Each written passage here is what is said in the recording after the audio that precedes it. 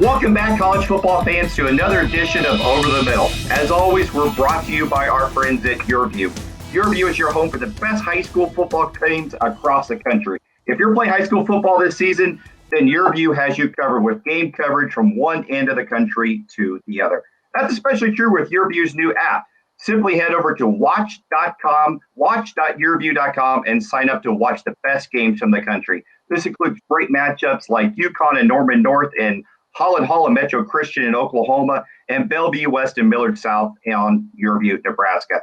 What's also great about the games on YourView is that you miss them live. You can always catch them after the fact. So once again, head over to watch.yourview.com. For those new to the pod, I'm your host, Jeremy Crabtree, and I've spent the last 25 years covering college football recruiting at Rivals.com and ESPN before moving to my current gig at KNBC 9 News in Kansas City. Over here on Over the Middle, we like to talk about big picture stuff. We like to talk about the world where college football, high school football, and recruiting intersect. And it's exciting to see college football starting back. And we're taping this on Thursday, September 10th, and the NFL season kicks off tonight in Kansas City. So we're real excited about the Chiefs here in Kansas City. And we have our first major weekend of college football coming up in parts of the country. But again, since we last visited, it sounds like a broken record the last couple of weeks, we've seen the impact that COVID-19 has had on football. More college football programs have been shut down or had games postponed, including Big 12 teams, Oklahoma State and Baylor. More high school teams have been quarantined, and more seasons have been postponed or canceled outright. And we also continue to see the impact COVID-19 has on the recruiting world. Last week, we had K-State recruiting coordinator Taylor Bratt join us to talk about how the Wildcats recruiting efforts are surviving during a pandemic. But we thought we'd dig even a little bit deeper and talk with somebody that's out there recruiting on a daily basis without a football season at all, at least for now, to work with. And that's why we're honored to be joined by Matt Dudek, Michigan's recruiting director of recruiting. Matt, welcome back to Over the Middle. I know you've been here before. You know how we do it, but boy, this is unique times here, isn't it? Yeah, I mean, I think with everything, right? Football, school, everything, it's very unique in how every day changes, every hour changes. So we just keep looking ahead and keep moving forward. Since we're in a dead period, this whole situation has given birth to a lot of new things in recruiting, including push to rely on technology and things like our virtual official visits or virtual visits. We're not asking you to give away state secrets here, but how are you guys at Michigan adjusted your visit process? Normally on Thursdays like this, you're probably scrambling to host unofficial visits and probably even an official visitor or two. I promise you, I wouldn't be doing this podcast on a Thursday of game. I know that would be the case. But no, we've adapted really well. Coach Harbaugh had a great vision right at the beginning of this thing in March. We had a staff meeting before we knew anything, before we thought this was going to be a 2-week out of the office thing or maybe a month at the very worst. Coach Harbaugh said, hey, we need a plan as if we're never coming back. Not never, but not coming back until the summer. And he hit it right on the head. I don't think any of us believed it at that moment, but we wanted to make sure that we were organizing all the technology we had. We initially jumped really to FaceTime, which we thought, and we still use really almost primarily for all of our interactions because everybody typically has some FaceTime app.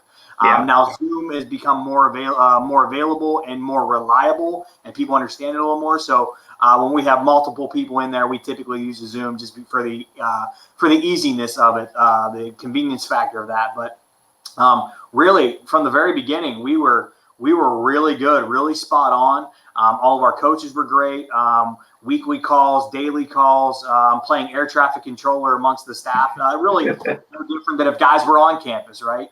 But now I'm doing it from sitting in front of my house in my PJs, so it's a little different. Not to give anyone that view of me in my PJs, but it's one of those deals that, really from the get-go, I think we attacked that technology piece and really did a nice job with it.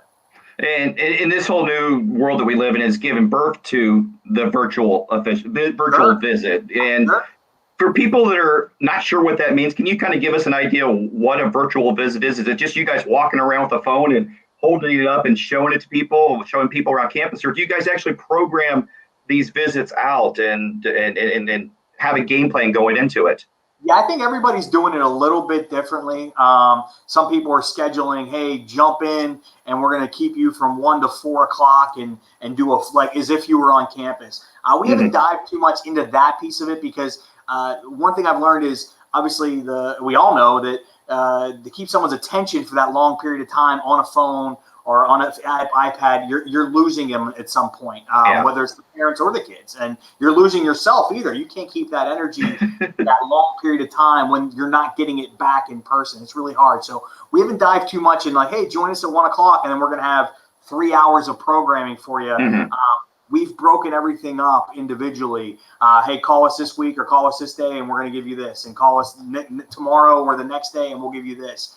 Really being considerate of people's time too, making sure that we're keeping on a schedule. Again, that's one thing. If you're asking a parent, because really when we all started this, no one was in school, no one was working. So to do 11:30 in the morning academic visit, no big deal. But then when end of April, May, June started happening, you want to get these guys still involved, but no longer the parents are there or they're logging in on their lunch break. So you really got to make sure that you're programming that time and being considerate of that time. But again, I think we've done a great job of that piece of it.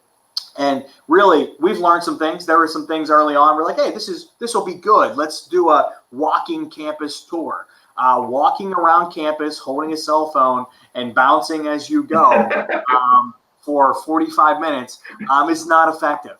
Regardless if you're the most beautiful campus, and Michigan does have a great, beautiful campus, you can't stay engaged like that. You can't stay. So we've relied on videos, we relied on graphics. I've tapped it back into hard mailings to people's houses. It's something that a lot of schools have gotten away from. I know that I've gotten away from it as a director of recruiting here and other places. You do it, but there wasn't I don't want to say a rhyme or reason, but it was like, hey, here's our weekly game winner, or hey, we have a great graduation rate, and you would send all that stuff. But now it was more like, hey, this week this young man has an academic presentation. Let's send him academic mailings. Hey, this week this kid wants to do a campus tour, so let's also do a campus tour mailings with them. So they're getting something they can actually physically touch and feel, as opposed to me bouncing around with my phone like this. Well, you and I know that this is arguably the biggest decision these prospects are going to make in their lives, other than maybe who they marry, and what. And their college decision impacts the rest of their life. It often ends up living in that community. They'll have that degree on their wall, and that can go with them everywhere. But one of the most central parts of the recruiting process is getting to see that campus visit, getting to see what it's like at a place like the University of Michigan. Is this now causing you guys to just go back and even work harder on relationship building? Because relationships are always the biggest part about recruiting, but is the word we're in now amplified that even more? I think it's amplified. I don't think we've talked about it like, hey, we got to make sure our relationships are stronger than ever. I don't think we've addressed it that. But what I'll say is I know all these guys. I have the unique perspective of no matter where I've been through my career, I recruit all these guys. And I'm not more than the head coach, not more than their position coach or the coordinators, but I have constant communication with these guys. So I get to know the whole class, whereas the offensive coordinator may only know the offensive players, and things like that to a deep degree. So what that's allowed, I don't know that I've known any class, and I feel like I'm great relationships. The 21 and the 22 class, these guys coming in now and the guys coming next year, I don't know that I've ever known anybody like I've known them at this point, and maybe ever. I mean, once we get them here and they committed and they signed, and then you're still learning about their families. You're still doing, once they get here, they're engulfed in the Michigan way or the school's way, and you're not having those, hey, you see them in the hallway, hey, how's your mom doing? And I tell her I said hello, but that's the extent of what it is. Yeah. Now I know, hey, mom's going back to work this day. She's not sure about her layoff job. Every detail, because you had to find something to talk about. And they're engaging with me too, and they know more about me, and they know more about Sharon Moore and Jim Harbaugh and Don Brown and everybody also the same way, because after the first 3 weeks of conversations, you covered the Michigan stuff. You covered the recruiting stuff. Like, they know we're a great school. I mean, we're a number one public institution in the country. You can't say that every call. So it's like, hey, what are you doing, coach? Well, I cook breakfast for my daughters. You know, they're this age, and we're going to go out and kick the soccer ball around this afternoon and do a little training. And so it really became engulfed, and they're really involved in your family's lives, and you're involved in their family's lives, which has been so good. And that's something that, without question, I think every staff in America will say exactly the same thing. They'll be moving to make sure they have those same relationships going forward. It's kind of old school recruiting, to tell you the truth. I mean, Really because that's how it used to be done. It used to be relationships like that, and I think we kind of got away from that with how sped up the recruiting process has gotten in the last decade. So to me, it sounds like it's kind of old school. Yeah, no, it definitely has. And the other thing too is the high school head coaches. You know, Yes. we've all gotten away from that. I mean, we've all gotten away from making that first call to the coach to find out about them. Or whatever you just saw. You saw his film. He has his GPA posted on his Twitter page. You know that he's not tweeting any reckless things, and you know he goes to church on Sundays just by looking at his social media. Look, okay, we can call this kid, have him call me, and let's get that offer out and start recruiting him. And then you would loop in the high school coach maybe afterwards, or when you had to go there, or whatever the case may be. Now it's one of your first calls because you don't know. You haven't seen. Yeah. We haven't seen a guy since we had someone on campus like March 1st or March. Yeah, it was March 1st was our last guy on campus. You know, so we haven't seen anybody. We don't know if they've gotten bigger or faster or stronger or the opposite of all that. You know, so the high school coaches all of a sudden, not that they've not been pivotal, but they are absolutely pivotal because some guys don't. That was their connection to their. They have trainers. You know, they weren't going to see their trainers. The only thing they had interaction with was their head coach was saying, "Hey, you better be lifting. Hey, let's do a Zoom call. Let's talk about the offense today. Let's talk about." So their most interaction outside of their family was with their high school coach. I love that. I love that the high school coaches are much more involved than they were before. So that's a world we got away from. So does this mean that you recruiters are having to step it up even more than before? Are you guys more married to your phone than you were, say, a year ago, 2 years ago at this time? I can't say that. No, I can't say. I think I'm married to my phone more than I'm married to my wife. You know, so which is weird to say out loud, I guess. But no, I think that there were times certainly that it was more than what it would have been. But you got to put in perspective of during spring ball we would work, 14-hour day, a 16-hour day, because you would have practice, then you would have various visitors. Here at Michigan, I mean, we have, dozens of visitors every time we have the doors open. So a day that we would have a practice, there would be a morning group, there would be a group that would show up around practice time, and there would be a group you would do something with them afterwards. So it would be nothing. So to sit and be on your phone, whether it be texting or setting up calls or on FaceTimes or on Zooms or whatever the case may be for 10 hours, or really it ended up being more like 12 or 13 hours because I'd start about 7 and the calls would kind of start wrapping up about 8 o'clock, 9 o'clock. So that was pretty consistent across the board for everybody. So yeah, I mean, so it was really about the same amount of time. It's just the difference is I'm sitting in my house on my phone as opposed to walking around the building. Yeah. Matt, just like the Big Ten, there are high schools all over the country that are either not playing high school football at all this fall or postponing it until spring. That decision could push it past both signing days. I'm curious from a recruiter's perspective on how you guys are handling evaluations. I know for most seniors and a lot of juniors, you've already got film from last year, and the process is so sped up that many are already committed. Heck, you guys at Michigan have, 20 commitments for 2021? But I'm sure you guys have guys that are on the bubble or monitoring, even underclassmen that could be in line for offers. What are you guys doing to make the final calls on offers if there aren't games? Yeah, I mean, really, it's if they're not games, we're really taking our time and really trying to gather as much information as we can. That's where the high school coaches are pivotal. Hey, what's he look like, coach? Can you send me – I know what the high school coach looks like. Can you send me a picture of him standing next to you?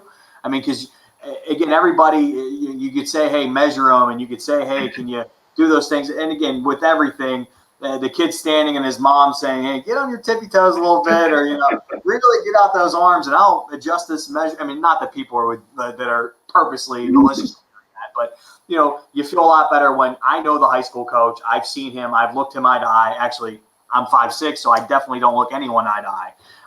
But I looked up at him, and I know he's a 6-foot guy, and this guy's 2 inches taller than him. Okay, there's the size component or the speed component. I could see. Can you show me just him going over backs? Can you show me him running a 40-yard dash? I want to see what it looks like as much as I want to see the time, because we've all watched 40 times that every kid in high school runs a 4.5, but only a few guys do it at the combine. So there's some things that you got to really pay attention to.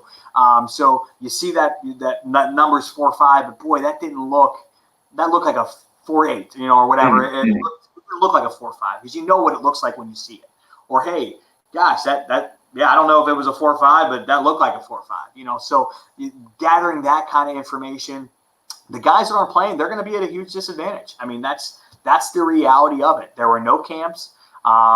There were the guys that aren't playing. We're going to have to wait, until we see something. And I don't know what that is right now. I don't think that anyone knows what that is right now, because you only know if you're a good football player by playing football.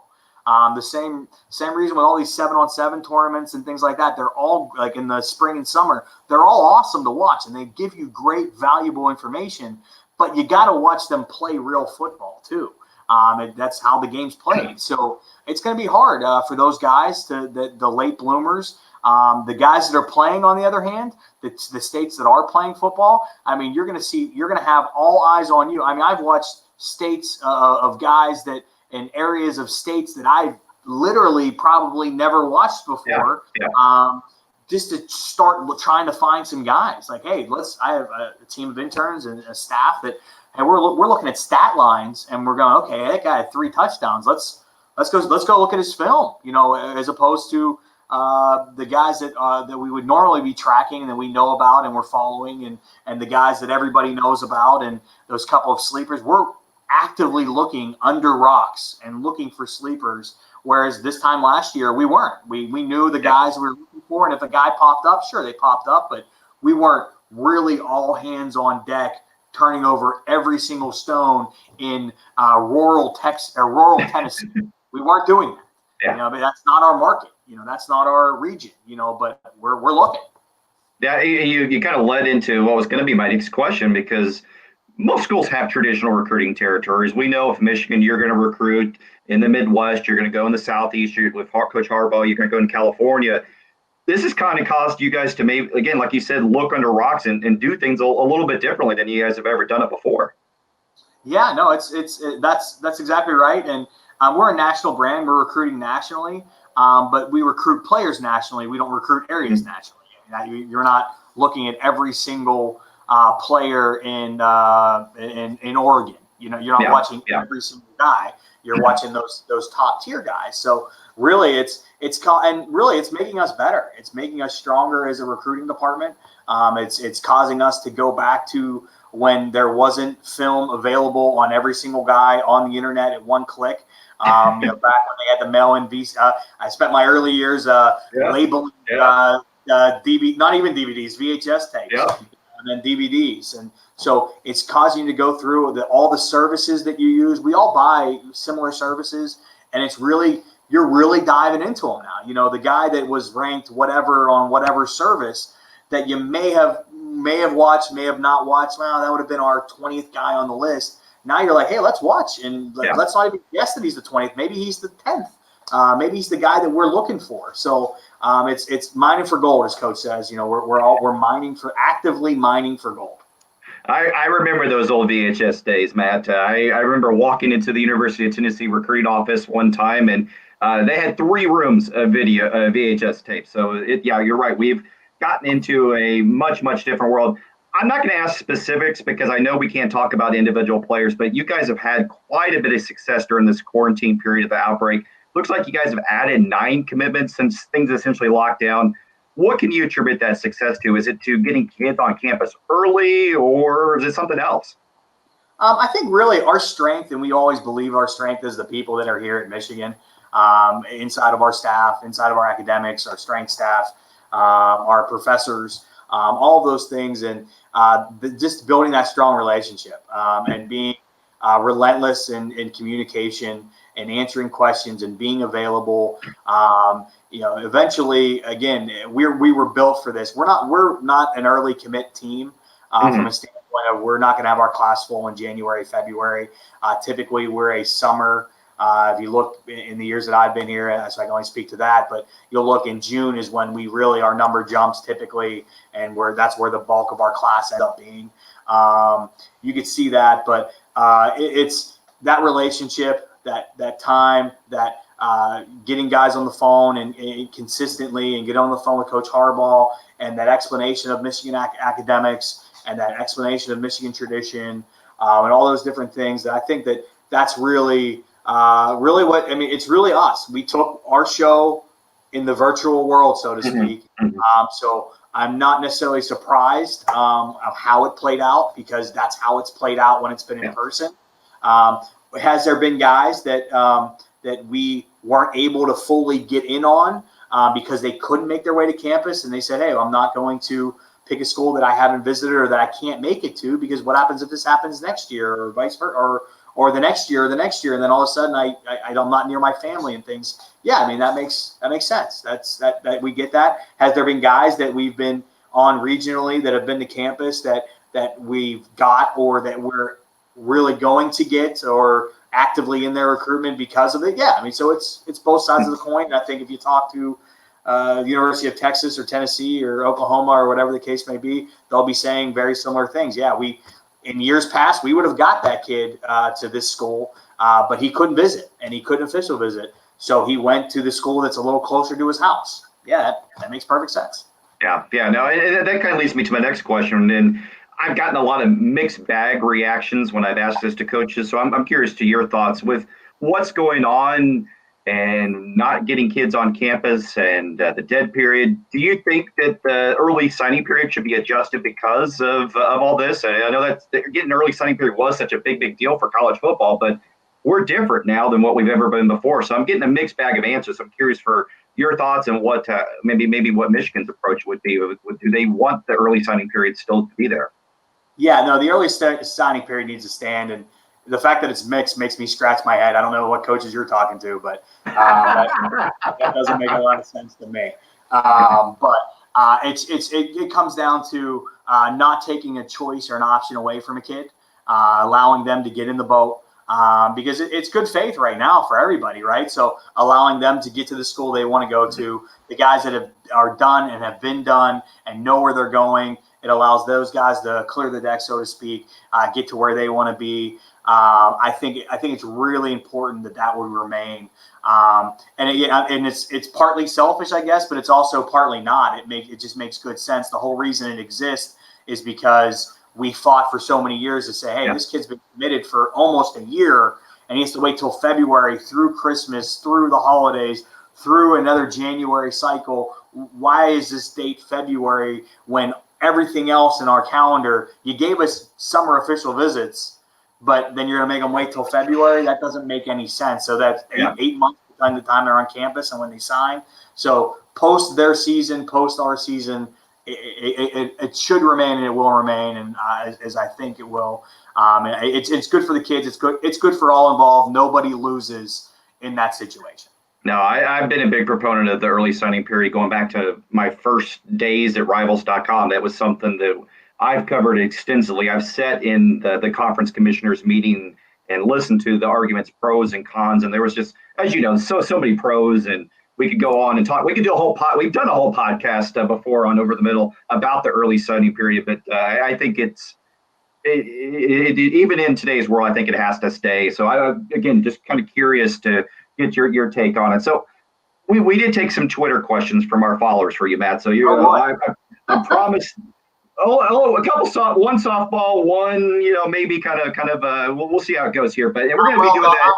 I'm well documented as a guy. I'm polarizing. It is what it is. Yeah. All right, and we're going to do this every week here on Over the Middle. So be sure to follow me on Twitter at Jeremy Crabtree and send me your questions for any guests that we have on. So Tommy in Detroit, now you'll like this one, Matt. Tommy in Detroit says you have the best videos on social media and you often get your family involved. He wants to know how you come up with the ideas, and are your girls always eager to help out? It is a family affair. My girls are always eager to jump in. It's not taking yourself too serious. This is my personality. What you see is what you get with me. There's no like, I am what I am, and it's served me well this long, and it'll continue to serve me well, as I hope anyway. But it's my girls love it. They enjoy being involved. They got a lot of uncles, a lot of brothers on the team and recruits, and I get them involved, not selfishly. This isn't fake. This is my family. I would never put them out there in a situation where it's just for publicity or just for recruiting, or that's complete nonsense.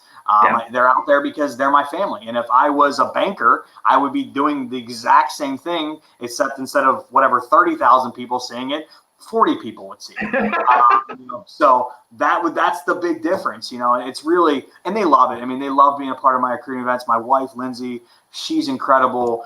She becomes a surrogate aunt, mother to some of these guys, and while they're here, and really, it's really a family affair, and really that stems. It's me, and that's my family, but it stems from the leadership of Coach Harbaugh. I keep pointing at his office is that direction, but it all stems from he wants our families involved because he's a family man, and it's not demanding our families are involved, but yeah, if we have a recruiting event, he wants our kids running around and getting tackled by the recruits or playing cornhole or whatever the case may be. It's what it is here. I mean, obviously pre-COVID, but before that stuff. But yes, but that's what he wants here.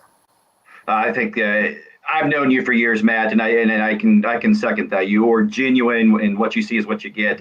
And we've often seen the teams and the coaches that get their families involved for the right reasons, not as a prop, but as a legitimate part of the process. That they're the most successful, and this is your passion, and you love this. So I think it's genuine. You're right on the money. With what you see is what you get. So all right, another question from Casey in East Lansing. Actually, I really like this one. So hang on here. Do you consider Ohio State Michigan's biggest recruiting rival, or is there somebody else that is always harder to recruit against?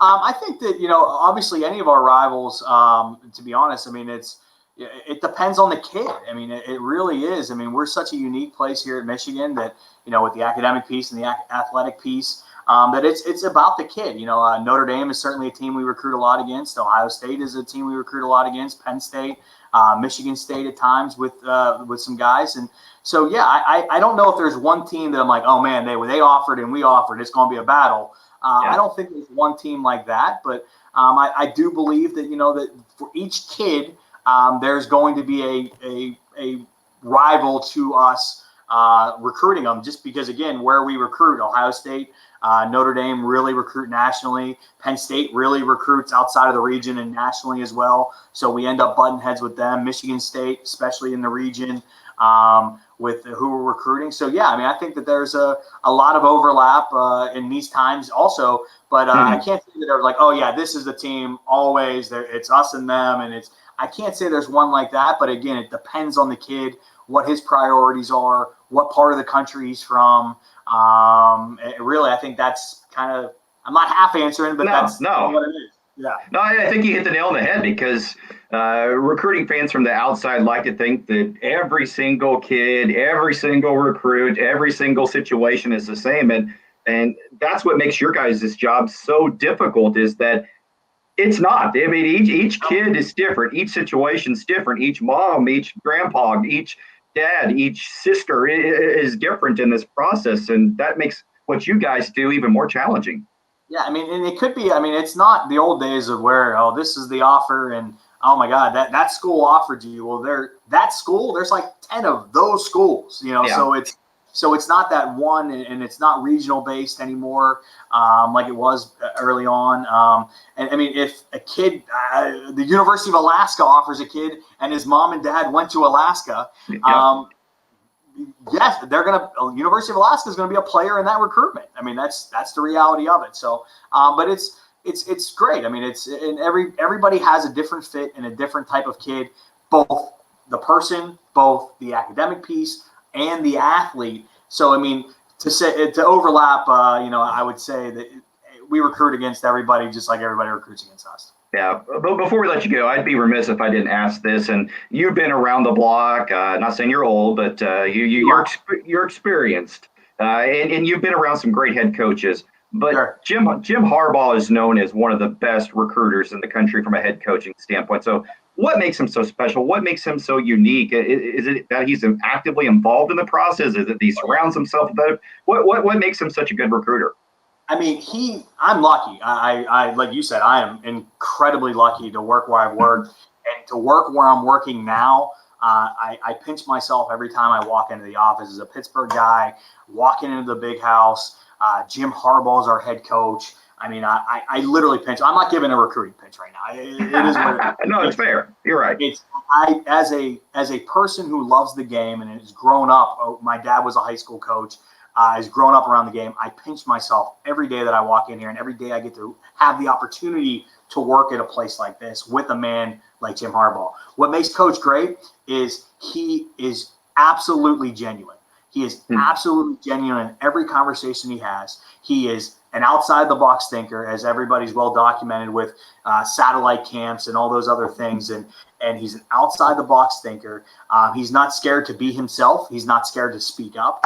And that's what makes him really, really incredible. And he is hands-on. When a kid says, "I talked to Jim Harbaugh," yeah, they're talking to Jim Harbaugh.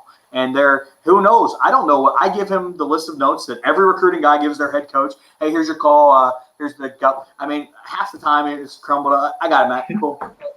Got it. Yep, you know, I know, you know, but I have to do that, you know, and you never know. He could be sitting with his family, and you could be having a conversation with him, and his son jumps in, and you're talking about Paw Patrol for 5 minutes.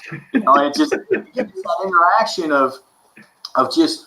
It's that family feel. It's that interaction of I'm talking to Jim Harbaugh, a guy that finished. Let's also talk about Coach really quick. And I am going to recruit for a second here. Okay. No college coach in the country has done it like Jim Harbaugh does. He is finished third in the Heisman. He's an All-American. He's a first-round pick. He's a Pro Bowler. He's a Super Bowl coach. He's a guy that started at USD and then went to Stanford and made Stanford very successful, then jumps back to the NFL, goes to the Super Bowl, and come back to coach at his alma mater. Nobody has done the player-coach thing that he's done, ever. There are some guys that have played college football. There are some coaches that played NFL football. There are some high school or some college coaches that have coached in the NFL. All true. But nobody has the body of work of Jim Harbaugh. So that unique perspective is what I believe makes him incredible at running this program, at running our recruiting. I mean, at everything, because he just has a life perspective on it all. There it is. Wow. Yeah, no, that's and I think that's what you just said there. All of it's true about Coach Harbaugh, but I think we also saw part of what makes you special as a recruiter. You are so passionate about your job and about the University of Michigan. I had we can't name names here, but a certain 5-star recruit quarterback that's committed to you guys in Florida say that you're the secret weapon for Michigan recruiting. So there's no question that your love for Michigan is a big reason for the success. You truly do love your job, don't you? I mean, I pinch myself every day, and let me tell you, Jeremy, I really believe here more than ever. And now I started at Pitt, and that's my alma mater. It's where I went to school. So I had feelings about that place too. But this place, I was talking to Andy Minery, played here, great player here. His daughter and my daughter on the same travel softball team. And it was the first time we'd really interacted. And I really feel like I'm carrying a torch for these guys. You know, I have an obligation to all the great Michigan men before I'm paid to be a Michigan man, to do what's right by them, to create a winning atmosphere, to get the right players, to get guys that they can be proud of in the classroom and in the community and on the field, and taking the mold that they all were and bringing that into modern times. I really honestly feel an obligation to that, because that's what they're looking for. I mean, that's what Michigan's all about, the tradition and the Michigan man mantra. And I got to do it right. I got to be passionate about it. I got to know what I'm talking about. Otherwise, I'm just a fraud in their eyes, and I don't want to be a fraud. Yeah, well, I don't think you are at all. I think it's very clear the success that you've had at every step along the way, that you take so much tremendous pride in your job, and that's what makes these visits with the people that are in the trenches so much fun because everybody likes to talk about the head coaches and the assistant coaches, but it's guys like you and we had Taylor Bratt last week on from K-State. It's guys like that truly make shoe guy, right? He's the purple shoe guy, right? Purple Jeep, purple shoes, purple everything. So it's kind of fun just to see how much passion's behind everything. And Matt, I can't thank you enough for joining us. And I know you want this just as much as we all do. We can't wait to get where we can get recruits back on campus and we're playing college football again. No doubt about it. Thank you for having me. I'd be remiss. Follow you on Facebook. I got to say, because you're never going to – your daughters are incredible at soccer. Thank you. Unbelievable. I don't know. Your wife must be a great athlete because it's not from you. But I enjoy watching you see those clips. And, again, it's another small community of people with this travel sports and stuff. And my daughters are doing those kind of things too. And it's fun to watch another person I know and play. And we're living and dying by how are they playing, how are they reacting. So credit to you for raising great daughters and that sport aspect of it and tout them a little more. Don't be scared. Well, I'm going to have to start. I might have to have my friends at Michigan, K-State, and other places across the country help us out with some college scholarships someday. Whenever we're reopen and you're welcome to come to Michigan, I'll make sure you get that tour. All right, man. Well, Matt, thanks for joining us again. Folks, we covered a lot in this episode over the middle, but we're getting just started here. We're going to continue our deep dive into the impacts COVID-19 has had on high school football, college football, and the recruiting process. Again, we've got some great guests lined up to help continue this examination and talk about this new world that we're living in. I hope you'll be back with us again next week. I also hope you'll take some time to watch some high school football this week. Check your local radio lineups, or better yet, we've got some great games lined up all over the country on YourView. Head over to watch.yourview.com. That's watch.yourdiew.com, and you'll be able to catch some of the top high school matchups all season long. I'm Jeremy Crabtree. Thanks for listening to Over the Middle. Talk to you guys again next week.